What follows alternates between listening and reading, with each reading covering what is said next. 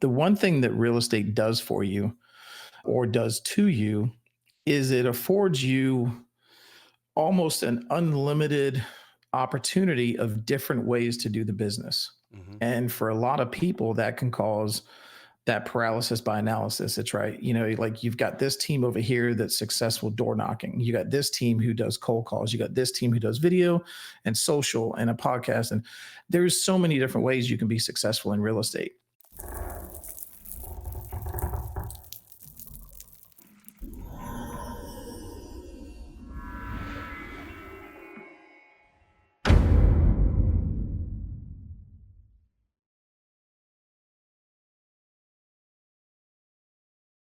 Real Estate Excellence Podcast. Amazing guest today. This Navy veteran is a facilitator at our upcoming RE Bar Camp, One Coast here in St. Augustine. He's a team lead with Real Broker LLC out in Freeport, Florida. He has been in the industry for over a decade where he's consistently been a top producer. He's a mentor to other agents and believes real estate goes beyond just the transaction. He leads the charge at the Gonzalez Group. Let's welcome Rick Gonzalez to the show. Rick, welcome. Hey, thanks, Tracy. Appreciate you having me. I appreciate you coming on today and get everyone. It's going to be at the RE Bar Camp. Get a little bit about you and what's going on out in your neck of the woods, out in the Panhandle there, and your ideology and philosophy in real estate. And I always think there's someone out there listening that's going to connect to your story. Maybe they're another veteran, whatever it may be, and say, "Hey, I got to meet Rick on the 26th," and we're walking in the hallways and so forth. So let's kick it off. I always like I kick off every show. Where are you from, Rick? Oh, well, that's a complicated question. Yeah, I was an Air Force brat. My dad did 24 years in the Air Force. And so I was actually born in Holland, but then raised mostly in the UK. And then I moved here when I was 15. My mom is British. My dad is from Puerto Rico. So we used to say that I'm Anglo-Rican. And, my father's family is Puerto Rican via New York. So I still have family in New York. So it's kind of a complicated blend of a few different things. But to say where I'm from, I guess now I've been in Florida more than any other place. So I guess Right. I'm technically a Floridian now, but that's kind of where I hail from all over. It's an interesting perspective, though. I went over to Europe at Thanksgiving for a time, and we bounced around a couple different countries. Not living there for 15 years, how does that give you kind of a different perspective? Because I'm a real believer that a lot of Americans, we take a lot of things for granted, and yeah, sometimes you got to reach out and go to some of these other countries and realize how things are done elsewhere to kind of appreciate some of the things that we have here. And growing up there, what kind of perspective can you share with us? Well, not only was it a different country, but it was a completely different time, right? I mean, the freedoms that I had as a kid in England, unfortunately, I can't afford my kids the same kind of freedom Mhm. because we lived right by the coast in the southeast of England where the ferries are. Mhm. And so growing up over there, it was crazy because it was small town UK, military area, so lots of military GI families. But then there's so much history. Like I remember one of the biggest things I remember from moving over here at 15 and starting my junior year of high school here was that a lot of the things that you see in the history books, when you grow up in Europe, like you just go there. Right. So we would go to Stonehenge or we would go and see the Viking ships. And a lot of that was just coming over here. Almost felt bad for the kids because the history here is so new compared to history in Europe. But I was very excited to be here. No uniforms. I was used to dressing like Harry Potter, going to school, shirt, tie, blazer, the whole thing. Right. And coming here, jeans, t-shirts, girls by the beach. It was a different lifestyle. So I was excited. Excellent. So when you come back to the States, where do you end up graduating from high school? Here in the Panhandle from Choctaw High School. Okay. And then you end up going to JU. What brought you there? Yeah, well, the Navy did. So after high school, I went straight into the Navy. I was neither prepared nor did I have any desire to go to college. I was done. I was like, that's enough schooling for me. I'm just going to go straight in the military. And then when I was stationed out in California with the Navy, I ran into Lieutenant Commander. I remember him distinctly because he had such an impression. Lieutenant Commander Raul Castaneda. because of my background, my heritage being, Hispanic, Hmm. there was a program back then called Boost, which was the broadened opportunity for officer selection and training program. And the intent of that program was to get more minorities into the officer ranks. And so he said, hey, look, you're a squared away sailor. You should probably put in for the program. I never heard of it, didn't know what it was about, but he encouraged me. I had just won Sailor of the Quarter the quarter before, submitted my package and got it. I think there was 6,000 people who applied, and they only Wow. selected, I think, 100. And there was actually two of us from the same base that got selected. So that took us out to Newport, Rhode Island for a college prep class. And then while we were there, again, I'd only been in Florida for a couple of years. So even though my family was here, this area of the Panhandle is not near any major colleges that have ROTC programs. So I couldn't come home to go to college. But I was trying to stay somewhere close by. And a buddy of mine was going to JU, and I figured out Jacksonville wasn't too far from the Panhandle. So I said, okay, JU it is. So not really by design, just kind of luckily ran into somebody that knew more than I did, and it was close enough. So I selected JU. Excellent. Excellent. So I'd say I had in my questions JU and then the Navy. It was actually the Navy, then JU. But so how many years did you end up serving? Imagine this program extended your commitment. No, I did not. I did not complete the program. And so I actually only ended up doing less than 6 years total if you look at my counter. Mm-hmm. And some of that was reserve time because of the officer program. So yeah, no, did not complete the program, and then stayed in Jacksonville after JU. And went through some tough times before I landed here and back in the Panhandle and got into real estate. When does real estate come across in front of you? When do you get a sense that, hey, I might want to do this as a career? That's the best question. Never until yeah.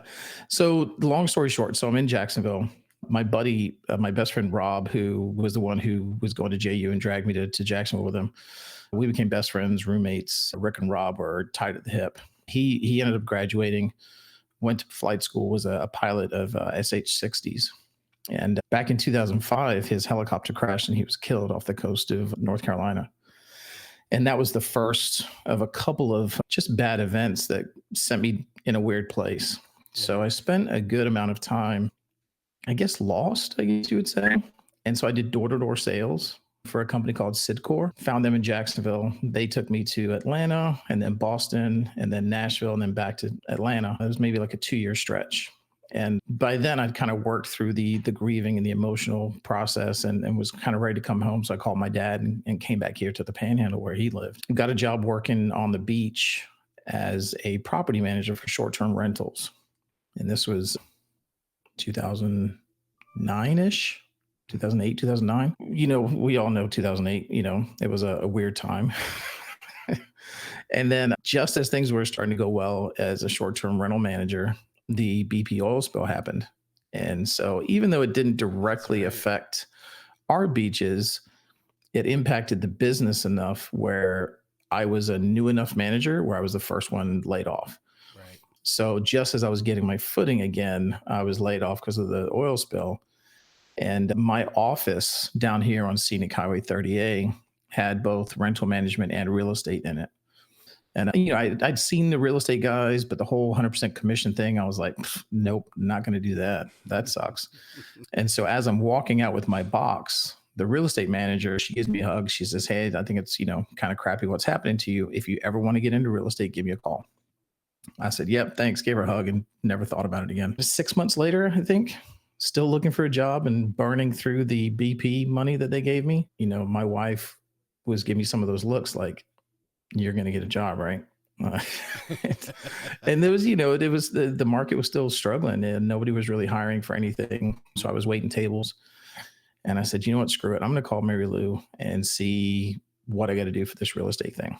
So she kind of became a mentor for me and walked me through how to get my license, what to do. I hung my license with her for a little while. And that started me on a very long track into real estate. It was still 4 or 5 years until I really consider myself successful. The first few years were a real struggle. Right. So I'm just trying to picture that time. You have the financial collapse, construction stops, Obviously, we know in that area there's a lot of investment property, the Airbnb type stuff going on, short term rentals. And then you put the oil spill on top of it, and everybody just needs to know it's the Gulf of Mexico. So they're not going to any beach all along the panhandle, whether it was affected or not. Yeah. Businesses And I would go are down to going the out. beach and take pictures. Like I would go down there and take pictures and send them to guests and say, hey, there's no oil on our beach. We're fine. Right. And people were still canceling reservations. It was, yeah, Yeah. it was, I blame the media 100% on that one. Yeah. People's perception was reality, and it goes on. Yeah. I mean, so you, I mean, starting your business right there, but was there any talk, or, I think we're going through this experience right now, not as drastic as it was in '08, but like, is this going to turn around, or how is this ever going to, go back to appreciating again? That whole fear, and looking at that opportunity, the oil spill scaring people away, going, okay, if I get into real estate now, as soon as this oil stuff is cleared up, it's going to, the Pandora's box is going to open, and the gate's going to open again, and everyone's going to be running down here wanting to buy investment condos and houses on the beach and so forth. Was that Yeah. any chat that was being talked about, or you just kind of just stuck with it, put your nose to the ground, and things just started to happen?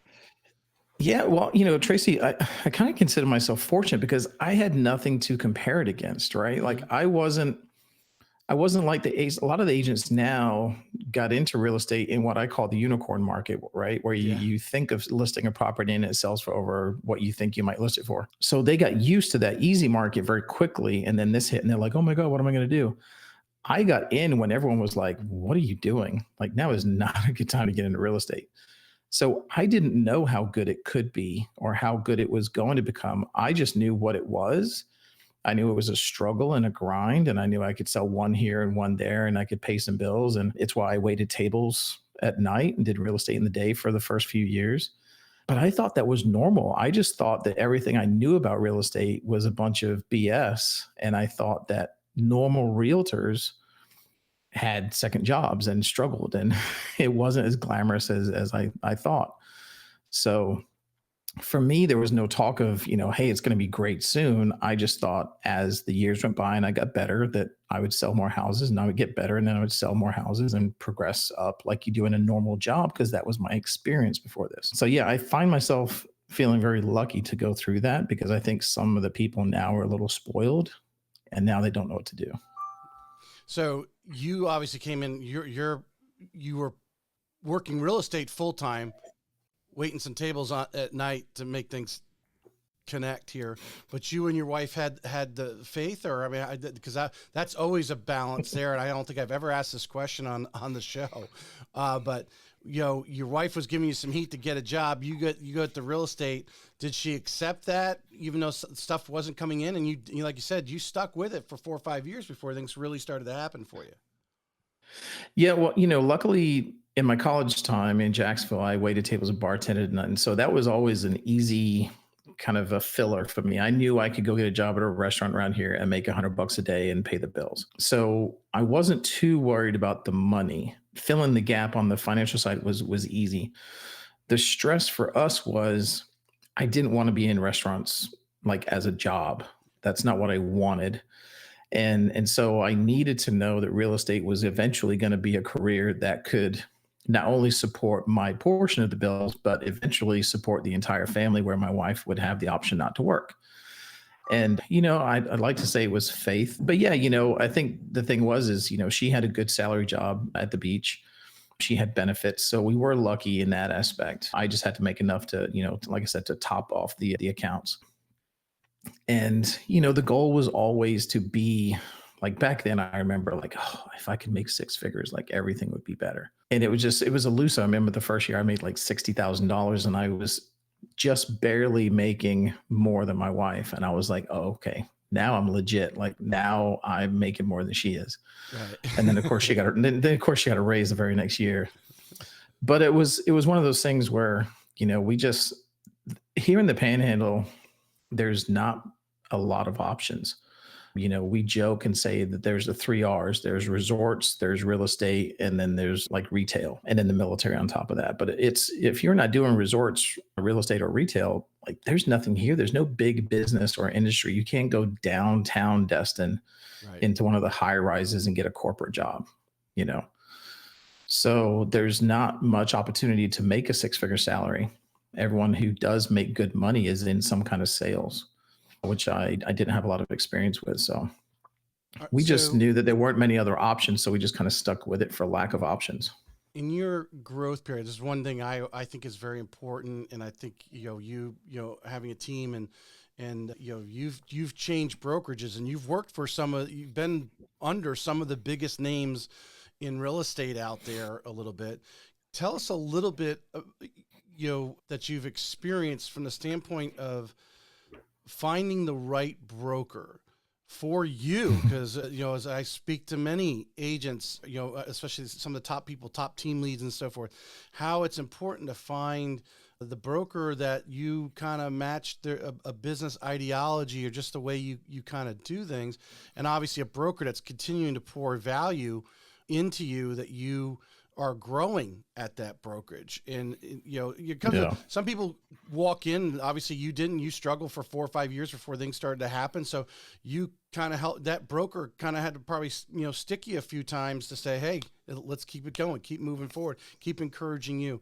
So what are some of the things you learned, or the different brokers, the different leaders that you've experienced over the last, 12, 13 years in the business? That's a great question. And what I will say is that the first 5 or 6 years I was struggling, I feel like I struggled a lot because there was no broker involvement.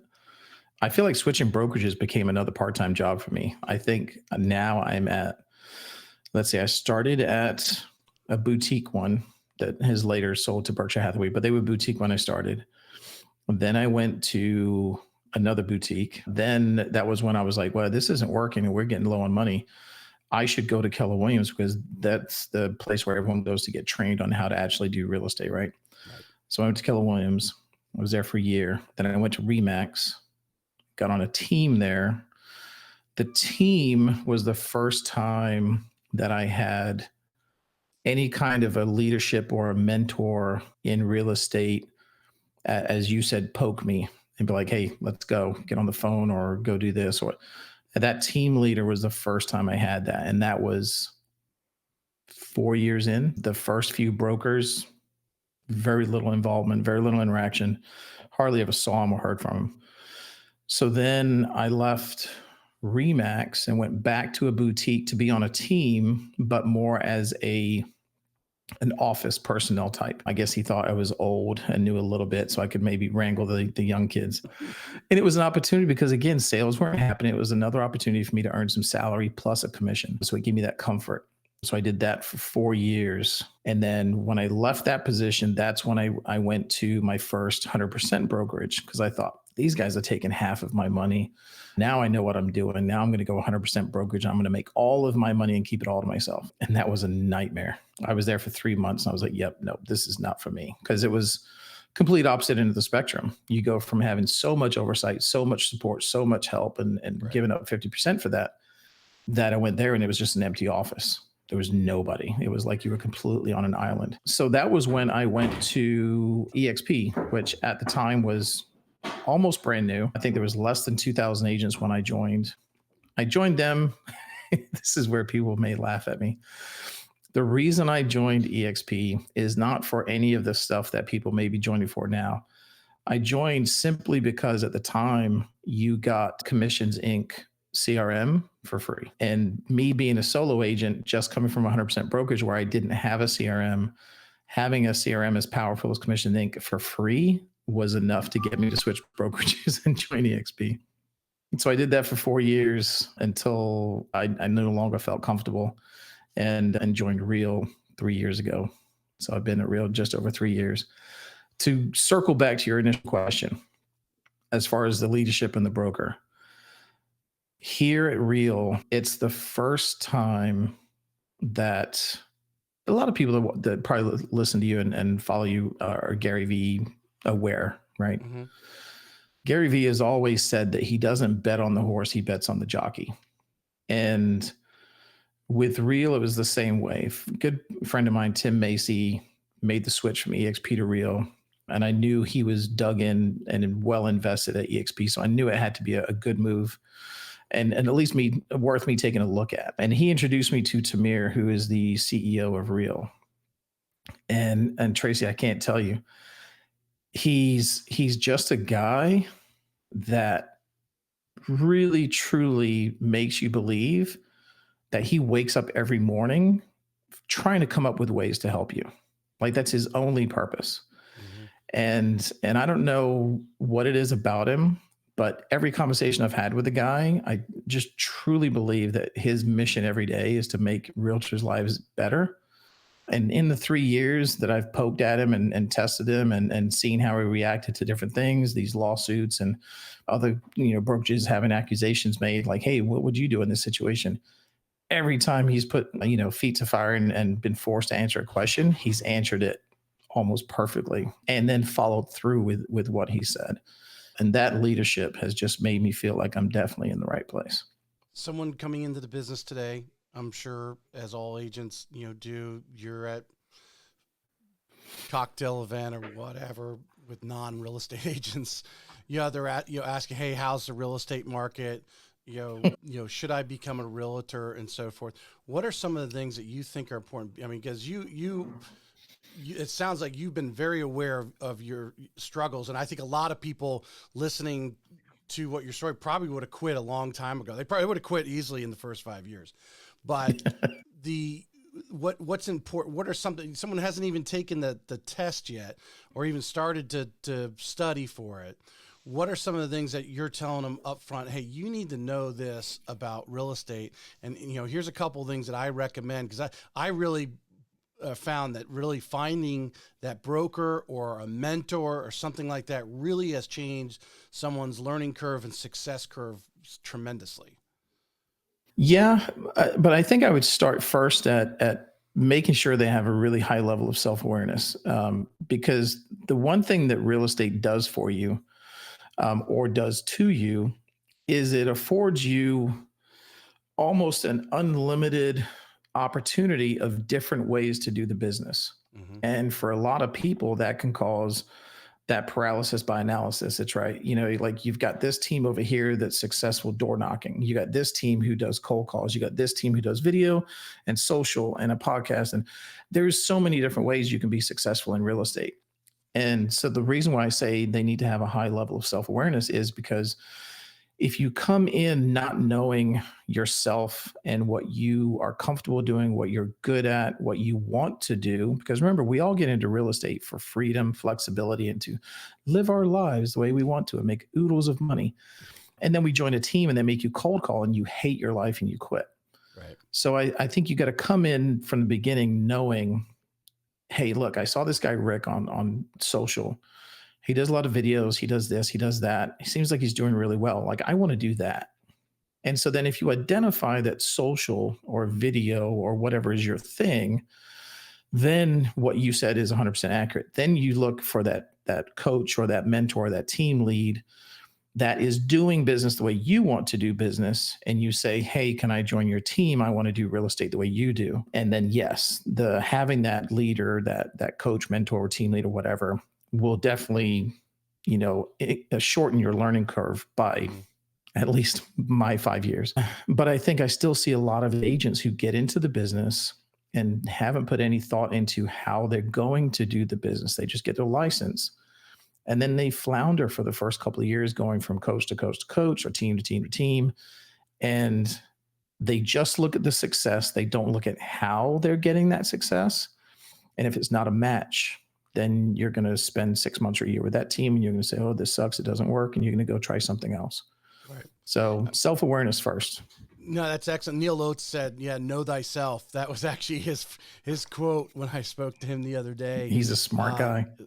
And so in new agent listening to this, or maybe we cut it as a reel, really what you're saying, I mean, to do the due diligence, maybe while you're studying, to really go out and go grab a cup of coffee with a top, producer a broker, whomever you can get that will come, because a lot of them will, obviously a lot of brokers know, if you know you're approved to take the test, or when you complete the test, you'll do it when you sign up for the state, you're already on somebody's list, so they're already calling you.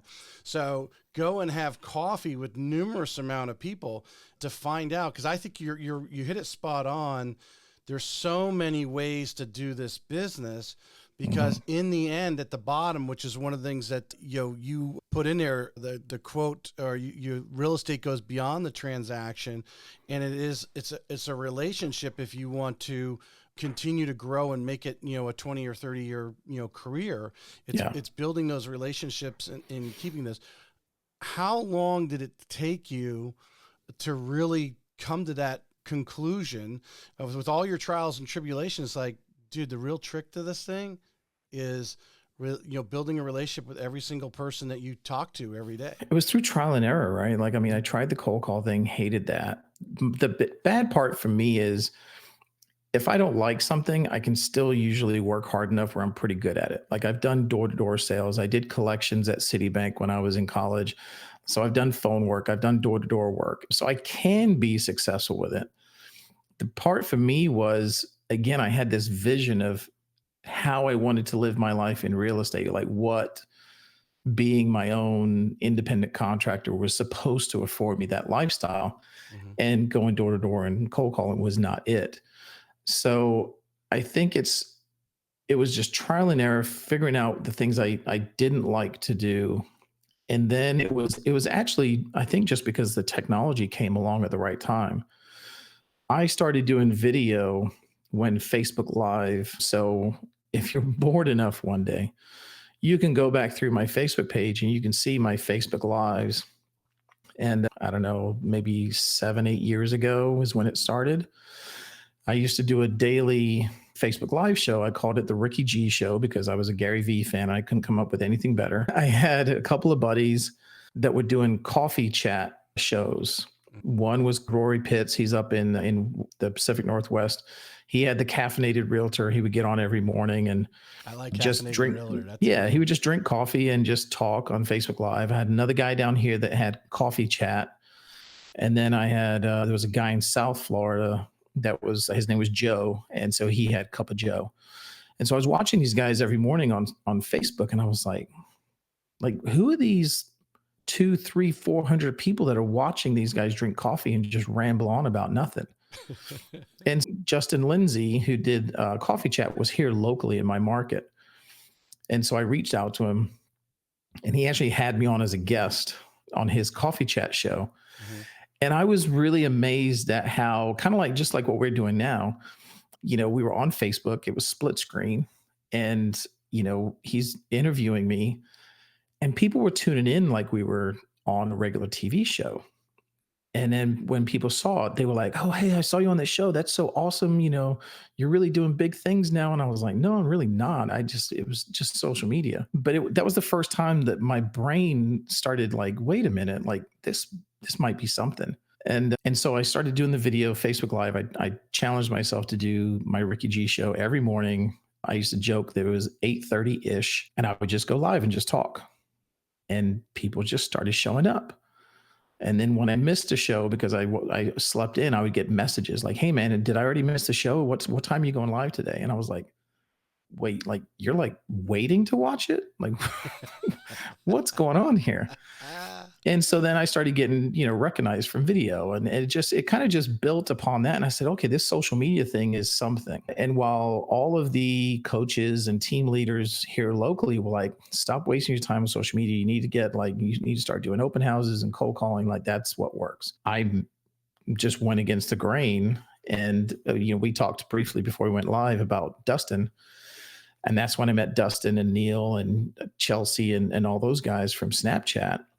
And that mastermind in Park City was the catalyst. Finding that group of people who were also having those same thoughts and conversations about, hey, social media is real. Like we can build a business online. Having that support group and being able to have those deeper conversations about it from a positive light, rather than me trying to defend myself here locally against the naysayers, that was the catalyst that gave me the confidence to say, this is how I'm going to do the business. So those 3 days in Park City were crucial. And that's why to this day, even though me and Brome are not at the same brokerage anymore, Right. if he called me right now and said, hey, Rick, I need you, I would be on the first plane out there, because seriously, him inviting me out there for those 3 days changed the course of everything afterwards. Wow, this is now the conversation is going to really get interesting, because you're in my lane now. This is what I'm talking about. Just talking about my podcast. I don't know if you know Travis Chappell. He's out there in Nevada, but he's the one I hired to coach me on, because I didn't even know what a podcast was. My whole point was, hey, I'm in mortgages, and I want everybody in Jacksonville to know who I am. I want everyone in Northeast Florida to know who I am. And then also, I truly enjoy having some of these top agents on and picking their brains, and it puts them on, just like you were being seen talking about industry, which you were probably already doing half the time anyway, to friends, family, or other people in the business. Now you're putting it on video and people are listening in. I had a good friend of mine, actually, he's with Cross Country. We do a little thing called Mortgage Athlete. I just threw it together like, hey, all right, hey, Tom, sit down. You've been doing this 30 years. He's, very good with the lingo. And he was telling me yesterday that the salesperson at Mattress Firm they met, when he met him the first time, Tom gave him his business card. He went on YouTube and found all my YouTube videos. And the only thing Tom's on is LinkedIn. So he's watching our little Mortgage Athlete, 30-minute show, and picking up and learned all about Tom, watching all the different segments that we've done so far. Yeah. It's amazing. We don't know who's out there watching. And then the spillover is the amount of content that creates. We could sit here for an hour. I could easily, if I went through and dissected every statement that you've made, could easily pull out a dozen solid reels that would last the entire month of content and so forth. So one of the things we should do that, by the way, doing, which sounds like you were already doing it, type of thing, is I've started, instead of doing a full-blown podcast like this where I send it to Apple and Spotify and everything, I've actually just started going, hey, I've got one tomorrow, I think, or Tuesday and Wednesday next week, where I just get them streaming for 30 minutes and we do a market update. Hey, what are you doing for your business? Boom, boom, what's going on? What's the challenges you're having in your little section of Northeast Florida and that type of thing. And people are watching. It's grown, because the one thing I think people forget about social media, and you can probably attest to this, when you do bring on a guest, you now enter their social circle in Facebook and so forth. Yep. Yeah, no, the collaboration is one of the things that I love about the business. Having agents all around the country and in Canada that I can, shoot a DM to, text, get on a Zoom, have a conversation with. I mean, that's invaluable. Again, locally, you get that competition, right? The guy down the street doesn't want to give me his secrets because I'm trying to steal his business. But the guy on the West Coast is like, sure, here's my ad, here's the copy, here's what I did, here's how I did it. Just knock yourself out, take it and use it for your own. Right. And that's huge. It's why I love going to these bar camps, right? It's people that are not necessarily in my market, who are like-minded, willing to share and learn. And that's where the gold is. You just pick up that one thing. You're like, holy crap, I never thought about that. Like you talking just then, my wheels are turning. And I'm sitting here thinking like, man, you're right. Like I don't even need to do a podcast. Like I could just hop on a little 30-minute Zoom with random people and chop that up and have reels for days. Because you never know. It's hard to script the nugget. But when you get the conversation and you start going down those rabbit holes, that's when you're like, oh, that was genius. And so if you're recording, you just cut it out. Yeah, no. So I'm definitely stealing that. That was a genius idea. Well, it's even gotten better now because I use Opus Pro.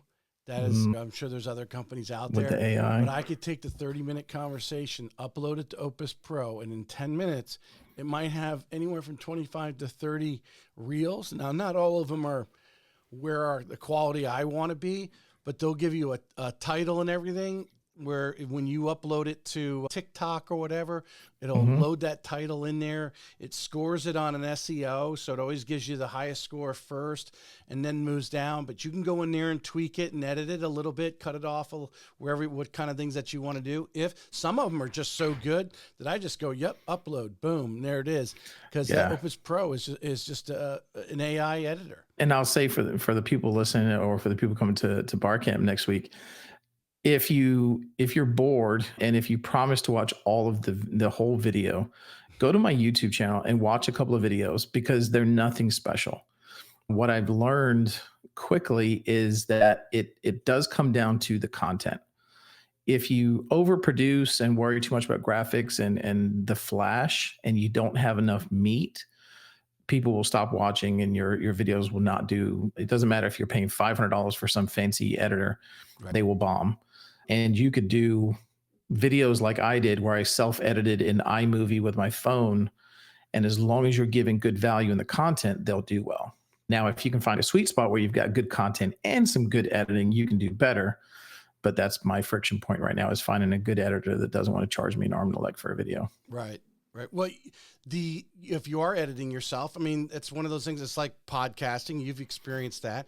You start off and you got a lot of ims and ahs and whatever. And you don't, if you're listening to yourself, you're like, but as you gradually do it enough times, and that editor, you use the editor enough times, you go, oh, I can do this and I can tweak it a little better. And then, of course, with technology, these guys are constantly improving those apps too. And it just gradually grows better. You should see a progression, but you've got to start the journey. I think Mr. Beast, the big YouTuber, says it goes, go out and commit yourself to shooting 100 videos. And by the end of the 100 video, you're going to see a difference between 1 and 100 in your quality and what you're doing, but you've got to start the journey. Yeah. I usually tell people, when people approach me and say, hey, if I want to start in video, where do you suggest I start? I always suggest either doing Facebook Lives or jumping on stories because they're so easy to do. And most of the time, people's biggest friction point is just the simple part of seeing and hearing themselves on video. And you can do the lives and stories right from your phone with nothing. You don't even need a microphone, no editing, no nothing. And I think that's an easy way just to build the muscle of pulling your phone out and recording. And I think if you can maybe set a challenge of, 3 to 5 stories a day for 30 days, you're talking 150 stories. By the end of that month, you should be over your fear of being on camera. And now you can start, delving into some different projects. But short form video is so powerful now that I'm not going to say you don't need long form YouTube, because I think it's the best thing out there. Right. But I think you could be ahead of the curve doing just short term. I was talking to George yesterday from Miami. He's all about video. He's going to be at the RE bar camp, and we were talking. He started his business, all about video. His listings, right? He was going to do. He basically said, "I'm going to do a movie on all my listings," because it was cutting edge back in before 2010. Right. And all these social media platforms, and we both agreed, and I think you would agree, social media is not saturated by any means. There's the amount of content that's absorbed every day. And we see everyone, no matter where they're at, they're sitting in their doctor's office, they're on the phone. They're sitting there waiting, whatever. Every age group too, right? They're looking at their phone, right? Yeah. So there's so many people out there absorbing it. So you're not saturating it. But how important is it to be in the video at some point, even if you're doing a house walkthrough, to be in front of the camera for a period of time, because you are building a relationship psychologically with the watchers. They're seeing you. They see what you look like. They see your mannerisms, your facial expressions, and so forth. And you actually, so when as I'm sure you've experienced being enough on the videos and so forth, people walk up to you and it's almost like you've known each other for a long time because they've watched you so much on video, and it might be the first time you actually met face to face. Yeah, it actually drives my wife crazy. We're at the point now where I shared, I think it was last month, we were at Publix grocery shopping, and guy turns down the cereal aisle and his eyes get all big and he's like, oh my God. He's like, my wife's not going to believe this. He's like, you're that guy from YouTube. And so we're taking selfies in the cereal aisle in Publix. And my wife is like, what is going on right now? Like this is getting out of control. But yeah, it does. I get, last week I was showing property to a client, a new construction, and the car drives by and the window comes down. They're like, hey, you're that guy from YouTube. We love your videos. And so, yes, it is 100%. It's not even important. It is an absolute must do. You have to be in front of the camera. If not, then you're probably doing a good job of promoting that house, but there's nothing to distinguish your video from the others. And I think the biggest example of that is, and of course, as soon as I go to say his name, I can't think of his name. Tyler, my buddy Tyler up in Canada. Right. If you see the videos on TikTok, he's the kid with what I think is like the big Mormon hat on. And anybody on TikTok that's seen his videos knows exactly who I'm talking about, even if they don't know who Tyler is. Mhm. It's Tyler Hassman. He's got an incredible story, and he's built an amazing business just on TikTok, doing short form video tours. But the beginning of his video is always him in front of the house. Hey, let's go see what you can get for $250 in Ontario. And then he walks into the house and does a speed ramp, quick 60-second tour. And that's all he does. But now people are paying to fly him to California and Miami to video their $1 million homes because his account gets millions of views. And he did it all with his phone. And wow, you probably can't see it. No, he did it all with his phone and a simple DJI Osmo gimbal, and that's it. Yeah. Yeah. The brand, you are the brand. It's like the gentleman from California that has the realtor. He now wears the hat and he does the rap. Oh, yeah. You know what I'm talking about. Yep. I can't think of it. I could picture his face. He's got glasses, but he hadn't sold any real estate. And now he was being brought to, places that speak in front of large groups and so because he created the brand as the rapping realtor. Yeah. And that was his brand. Now, obviously he has a skill that not in, he probably knew some guys that had some recording and made him sound really good and all that kind of stuff. But yeah, again, you being in front of the video, and it's a lot of them miss that because they're afraid to, but really you are building that relationship.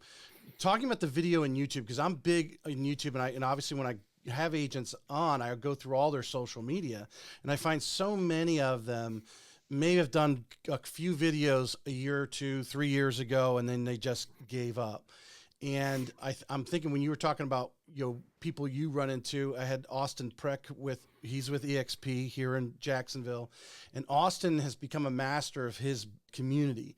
And he says he's walking his dog with his wife in the community, and there'll be a neighbor across the street going, hey, Austin, because Austin does a video on that neighborhood every month, the market update, and he's the guy. And he's like, he's telling his wife, like, I have no idea who that is. And because he's built that relationship as the guy. Yeah. We have all these people from outside of Florida looking to move here. Even at that video, YouTube to me is an endless library.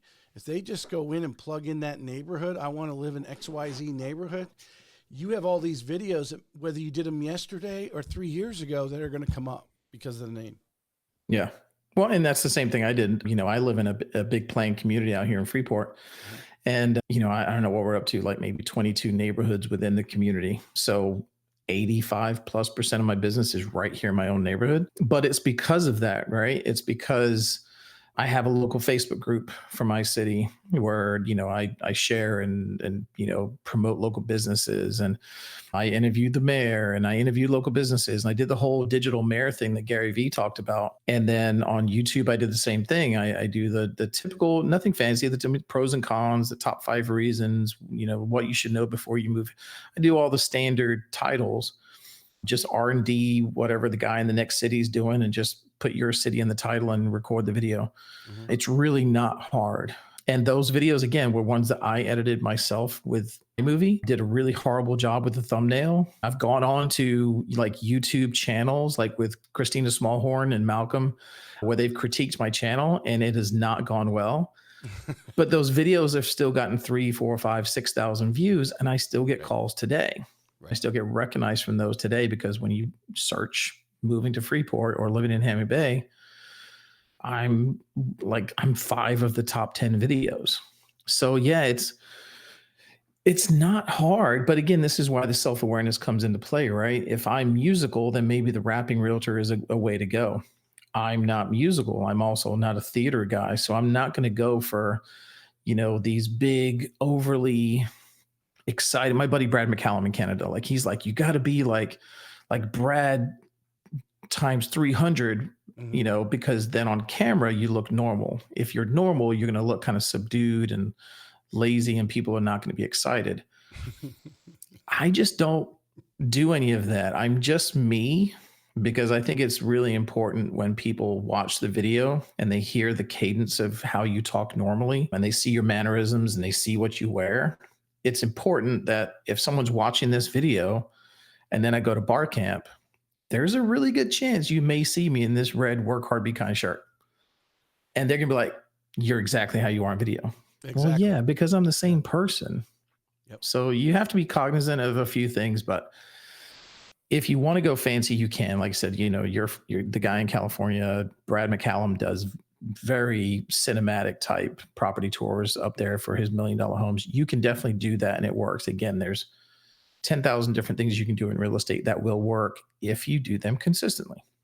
Would you recommend, I mean, especially obviously, the one challenge, the biggest challenge in trying to teach people social media stuff is, putting the camera on themselves, right? That Mhm. eliminates a lot of your competition. So if you're willing to put the camera on yourself and start fumbling, failing forward in the video production, in really like you've taken over your neighborhood, which sounds pretty large, so that's great. So 85% of that large neighborhood, you're seen as an expert on the video, even if it's just a 2 or 3,000 home community, to be that person that's seen as that thing, and just start moving forward with it as the first Yeah. thing you do. Maybe you don't even choose your neighborhood because you're afraid your neighbors might say something. Choose a neighborhood maybe a mile away and start being the expert of that neighborhood, and then bring it to your neighborhood when you feel comfortable. But as something just really Yeah. basic that can really get your business moving forward fairly quickly. I wouldn't say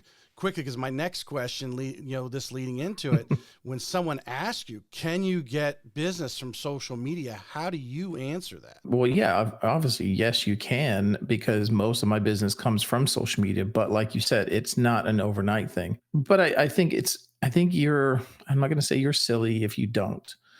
But what I'll tell you is, I have friends who are Zillow agents, right? And they pay a ridiculous amount of money every month, and they get the leads and they sell them, and they make a lot of money and they're happy. But the problem that they're running into is now Zillow is getting more expensive. And so now they're looking for an exit strategy from Zillow. And what I told them was like, well, if you would have been following up properly, like with a forever nurture campaign on all of your closed deals, you should have enough recurring business now that you shouldn't have to buy leads from Zillow, Right. because a lot of my business is repeat and referral. And then you get new business from social media. So what I would say is, if you want new business, then obviously paid leads or leads from your broker are the way to go.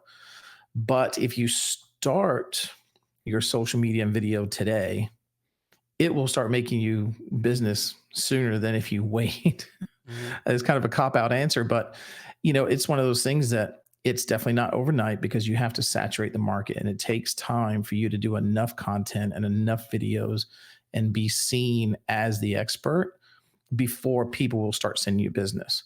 Right. But again, you can learn from people like me and the others that have done it over the last 6, 7, 8 years, and take the shortcuts and know that one post a day is absolutely not enough. There are plenty of people that I subscribe to and follow that post 15 times a day, and I might see one or two.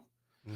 So if you think you're posting too much, you're going to turn people off, just stop. You're not that well followed that people are seeing you constantly. They're following all of these celebrities and businesses and all these other big names that they're going to see way before they see your stuff. So just keep creating. The amount of content you should be creating is staggering if you want to dominate a market. So don't think you're creating too much, because I Right. guarantee you're not creating enough. Talking about if you started with leads and you're building up, but obviously I think any, some of these teams, they've got to, that do leads, they've got to help these agents graduate off of that eventually. Like you said, they built up enough past clients, they've got enough, supporters out there and so forth. But how video, if you could speak to how video keeps your, your friends, your family, and these past clients, keeps you top of mind and keeps reminding them every day, Rick's in real estate, Rick's in real estate, Rick's in real estate. And so when they think of real estate, they think of Rick. So again, I'm in a planned community, right? So there's still a lot of new construction that happens here. So if they go directly through the builder, then when they do sell in 2, 3, 4, 5 years, they don't have a realtor, right? Right. So that's a potential lead for me. And then I have all of these orphan buyers who buy, and then the realtors. And so that's why it's just important. I dig on the suit wearing Range Rover driving realtor all the time because I'm not that guy. I'm a t-shirt and shorts guy. I've noticed that in some of your videos, some of yeah. your YouTube videos. Yeah. But the thing is this is part of the brand, right? And I have way more work hard, be kind shirts than I probably should have in my wardrobe. But it just makes me easily identifiable, even from a distance. I was featured in a magazine this month. I had this same shirt on the cover. Whenever I have an opportunity, I try to wear this same kind of attire because it's part of the brand. It's the Nike swoosh, right? It's like, oh, there's that guy with the beard and the work hard, be kind shirt. That's the guy from YouTube. And even if they don't know that my name is Rick Gonzalez, they know who I am. And it's enough awareness that when someone says, hey, I think we're going to sell our house. Like, do you have a realtor you might recommend? Yeah, call that guy. He has a page out here. He's with the work hard, be kind thing. And there's enough people who know that they find me pretty easily. So I almost think it's not the teams and the brokers that should be trying to wean the agents off. I think it's the agents that should be trying to wean themselves off of the paid leads and start to build that database of fans for themselves, right? So that they can get that repeat and referral business for themselves without having to go back to the broker or the team lead and pay whatever the extra fee is for the team lead. And it's fun. I mean, I've sold $700,000 houses because I was in line at the food truck talking to people in line, had my shirt on, and 6 months later, they're like, hey, Rick, you remember us from the food truck? Hey, we're selling. Could you help us sell our house? That's cool. Yeah, of course I can. So it's one of those things that, when Gary Vee says, what's the ROI of your mom? Like, it's hard for me to say what the ROI is of my shirt because nobody says, hey, I saw you wearing that red shirt and I want you to be my realtor. But the consistency of showing up the same way. Remember Tyler with his big hat and me with my shirt and, whatever your shtick is, you could be the realtor who sells houses in heels or whatever your gimmick is, whatever thing helps you stand out. Just have that and then be consistent. Again, the consistency is the key. We've all heard that 100 times, but it's true. Well, it's that thing like memorizing people's names. You may which I'm not terrible even at. remember the name, but the shirt, or hey, it's the realtor in heels. I've got one here in town. She's the red heel realtor, and then there's another, Maurice is the bearded realtor. I almost remember more by that than actually, I have to think about their name.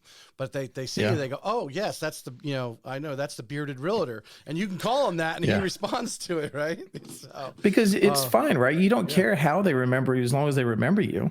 100%. And it's just, and I don't have it all figured out. Everything's not perfect. There are plenty of people who still message me saying, hey man, like we moved here 3 years ago and your videos really helped us decide to live here. And I'm like, then how come you didn't call me to be your realtor? Because not everybody does. But then I have to remind myself that the videos and the social media, them getting to know me before they meet me works both ways. Maybe they preferred someone older or younger or female or not bearded or whatever, right? But they still got value from the video. And I've had people who did not choose me who still refer me to other people. Right. 100%. So there's no downside to it, but you just have to be, I think you just have to be the person that says, you know what, this is what I'm going to do. Social and video is my thing. And if you are, then shoot me a message. I'm happy to help. I'd love to periodically, like I said, reach out to you maybe every few months and do a little 30-minute catch up maybe with you on, hey, what's some latest things that you're seeing? Maybe obviously facts tell, stories sell, right? And telling some success stories of, individuals, whether it's you or, you're working with, because I imagine people come up to you all the time, asking for things. I think one of the simplest things in real estate, a lot of us have been told, whether it's on the mortgage side or the real estate side. I mean, what does it take for 30 minutes or not even 30 minutes, take 15 minutes, stream live with a business owner in your community, talking about what's going on, or, hey, maybe there's some celebration going on or event or a new business opening. Everybody wants to know the local jargon or, water cooler talk and take 15 minutes a few times a week and talk to just different people in the community of what's going on. Everyone wants to promote an event that they got going on, and some people are not very good at it. So if you reach out to them and help them promote that event by having them on your page for 15 minutes, you gain credibility. Yeah.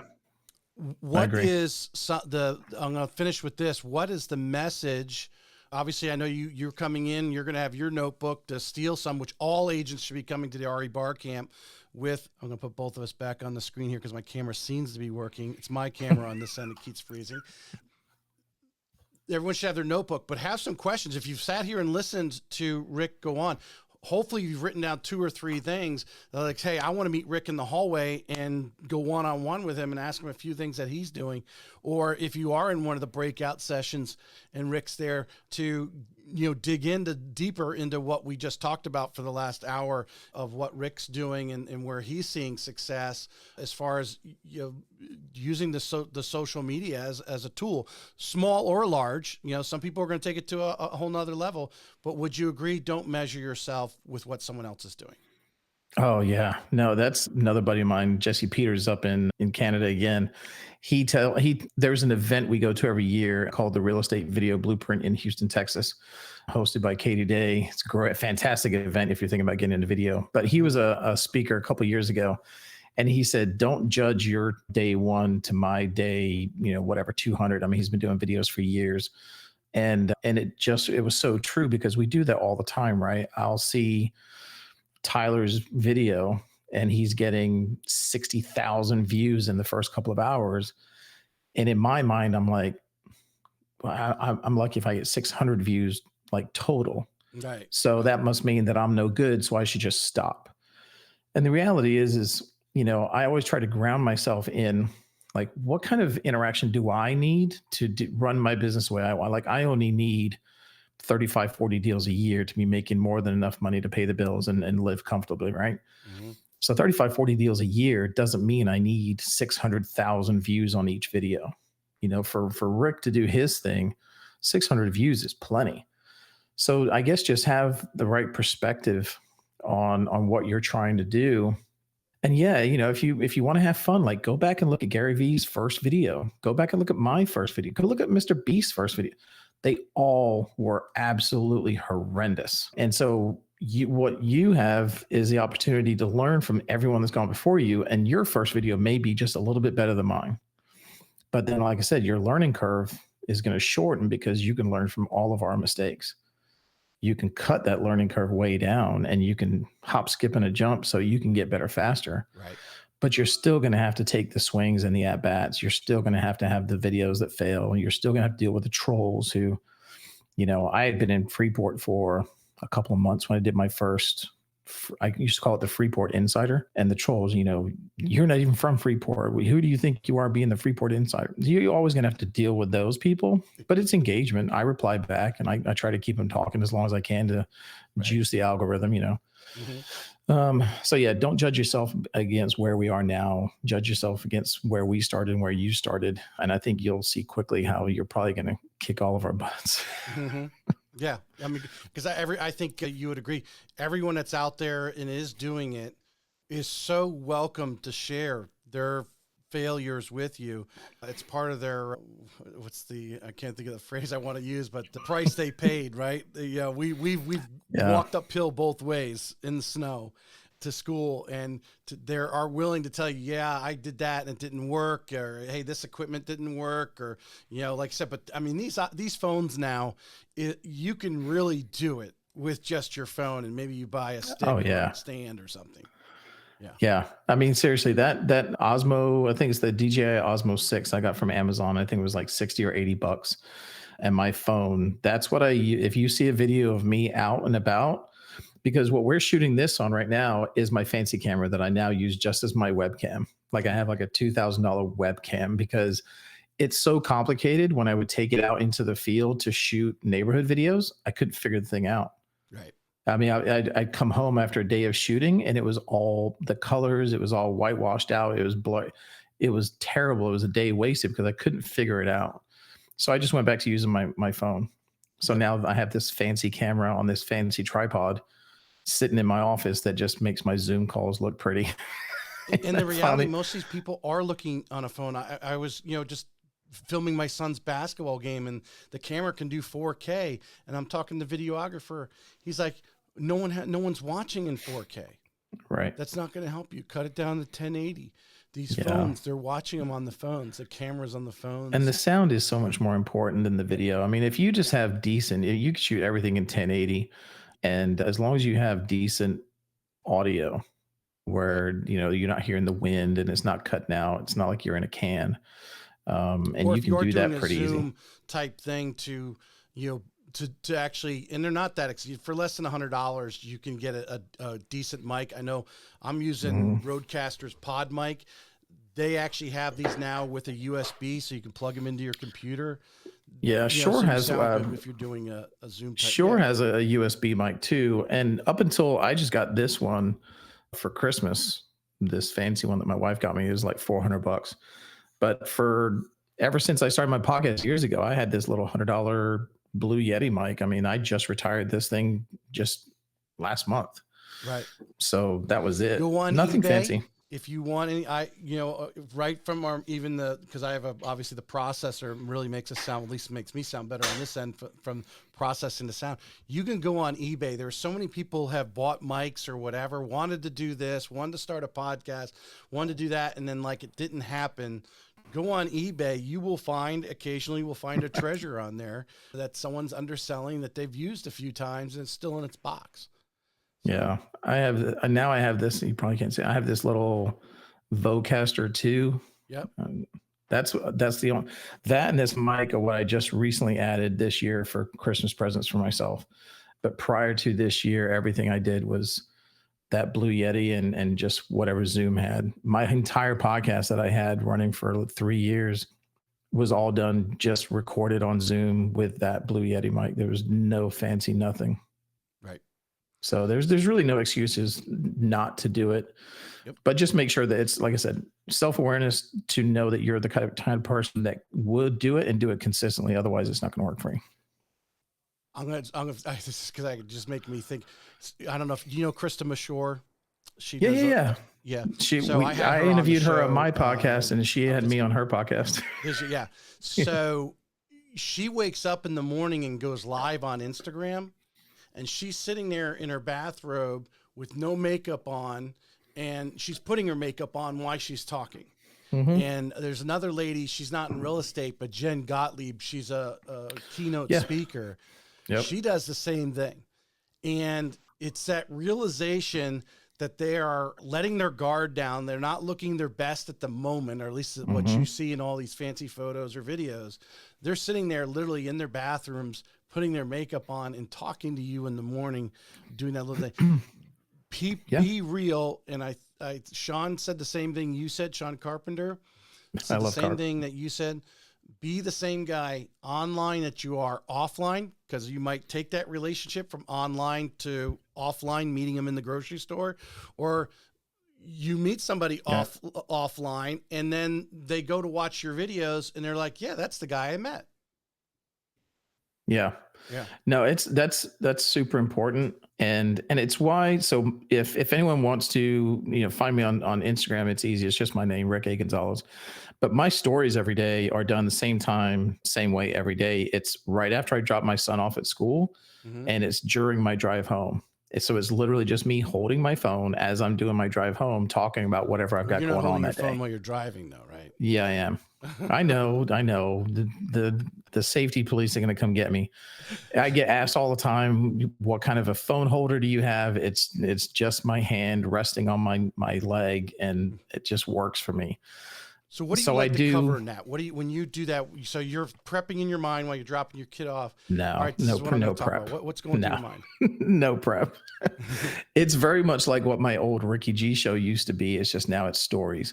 It's literally like he gets out, I close the door, I wait until I get out of the parking lot, and as soon as I get on the main road, I start recording, and it's just whatever pops into my head. Usually it's something to do with what I have planned for that day. So I might, if I have a listing appointment, I might mention what neighborhood it's in. I might do an update on any new builds, any kind of local information. Hey, we're going to get a new traffic light over here, or, hey, there's a new business coming to town. Right. Just kind of, like little highlights of whatever is happening in business and personal life of mine. And if I don't have anything like that, sometimes I'll just go on a tangent and start talking about, I don't know. Sometimes I get a little too deep even for myself and I have to stop. But, it's really just me just jabbering on. But to kind of our whole point of this is that people watch it almost religiously, which is a little creepy for me. I don't know how to process some of that stuff. But I've had buyers from New Jersey who ended up calling me to be their realtor. And they were like, every morning when we're getting ready for work, like we watch your stories on the TV so we know what's going on in Freeport. Cool. And I was like, I'm sorry, on the T. So you have me on the big screen in your bedroom while you're getting ready in the morning? And she's From your like, yeah, lap while your phone's looking up at you. yeah. Is that? And I'm like, what? It's just so weird. But the thing is just like every other habit we have, right? If you're used to watching a certain show in the morning, or you're used to having your coffee a certain way, if you're consistent and they get used to seeing you and they like it, and they just, just like we do with the Kardashians and all these other people, right? We Hmm. feel like we know them because we see them every day. Yep. People start to feel like they know you. And so they tune in. Oh, let's see what Rick's doing today. And that, it's free. Yeah, It's that's Instagram. It's free. how And it long do you takes me, keep? What kind of time do you keep that to? Do you kind of to like 2 or 3 minutes, or what do you do? well, because I'm doing stories, I go as long as the little thing will let me go. Because stories isn't, it's not like it used to be before, where you could just record 15 minutes and it would chop it up on its own. Like now it Hmm. just ends. So you'll see me looking down at the phone so that I don't run over. But yeah, as long as the thought lasts, and then if it's a longer thought, then I'll do more. So I'll shoot 5 to 10 stories on the trip home. I try to do the captions at the stoplights if I can. But yeah, again, not overly thought through. It's just raw, unfiltered Ricky G first thing in the morning. And Right. I get other realtors, I get, the mayor, I get local business owners, following and tuning in and DMing me all the time, with questions and So inputs. So educate me a little bit on that, because I've never actually done a video on story, and I've transferred short things into stories, but actually to go live. Now, are you putting in, how do they know, or is it just because it's you, it's popping up on everybody that's, yeah. on your friends list, basically, that, Yeah. hey, Ricky's going live. Yeah. So stories, on the top, Hmm. the only people who see your stories are people who follow you. Okay. So it's only going to be people who follow me. And then obviously if I mean, that's my wife was the first one on here, but let's say my wife watches it and then she shares it with a friend, you can get, I'm not going to say you get any kind of virality, but you can expand your network if you say something that someone's like, ooh, and they Push it, share it yeah. off. Yeah. But yeah, so what I should do is I should do a reel and then share it to the stories also. There's lots of tactics that I should do that I don't. I did hear that one the other day, taking your reels and sharing them to your stories. Someone was saying that. I don't know where I heard that. It was just in the last couple of days. I just did a couple of them myself. Yeah. Well, because the upside of reels is they last forever, like a YouTube video, right? Whereas stories are gone in 24 hours. Mm-hmm. I do, when I shoot the stories, I have this setting on where it saves the video to my phone too. So what I can do later is I can go back and I can make a reel out of my stories. I don't do that. I should, but I don't. But that's probably what I should do, and then make like today's stories a reel, and where people can go back and watch it if they missed it today. But I'm not that organized. Right now, YouTube has all of my attention. I just got a new editor that I started working with. I'm waiting on my first video. And I'm really trying to get super consistent with YouTube this year. So that's kind of taken up all of my attention and focus. So maybe once the editor is on board and set up, maybe I'll start doing more real stuff. But right now, I just try to make myself consistent with at least a couple of things. And so it's going to be YouTube and stories for now. And the bottom line, I think you'd agree with, just do it. You don't have to do it all. Just, if you could just do reels, do reels. If you could do just a 3-minute stream or a 15-minute stream to a business owner, another real estate agent, talking about real estate, start just being active and then, every week or something, you can add a new trick to the thing or whatever. Somebody's going to tell you a new thing. Hey, you can take your reels to stories. I just heard that this week. So that's what so I did it a couple times and see where that goes, and but you got to do it. Just got to do it. And that's why I do my stories in the car coming home from school, because I needed to build it into my day where it would be that habit. Right. If you haven't read Atomic Habits, fantastic book. Everyone should read it multiple times. But so I just trained myself that when I drop my kid off, I'm going to pick up my phone and I'm going to start recording stories. It's an uninterrupted time in my day where there's, my wife's not here, the dog's aren't barking, there's nobody in the house. It's just me in the car. And, it's kind of like when you're in the shower, you have all those great ideas. Like when I'm alone in the car, it's like the brain is just free to, have that free thought time. Yep. And so it's, you don't have to risk your life driving. You could, if you have, 15 minutes and go to the park or go sit outside, whatever it is, you're comfortable, but build it into your day where you have time to do it. And that will help you with your consistency, or at least that's what's helped me with mine. Yeah, no, I love that tip right there in the morning. Of course, how many times are we in the car line, right? If you're dropping your kids off, you're in the car line in front of the school. And listen, that's great content, because all the other like car drop off people, they can relate. So that's great content. And they're probably on their phone at that moment in time too. So they're going to go live. 100%. Yeah. Rick, I really enjoyed our conversation. I look forward to meeting you on the 26th. And like I said, I'd love to be able to, reach out to you periodically and, have a little 30-minute conversation on something new that we learned on Instagram, Facebook, or whatever, and share and bring everyone up. Rising tide raises all boats. So there you go. That's it, man. Yeah, no, absolutely. I appreciate you having me on. I had a good time, and definitely looking forward to seeing everybody on the 26th. 10-4.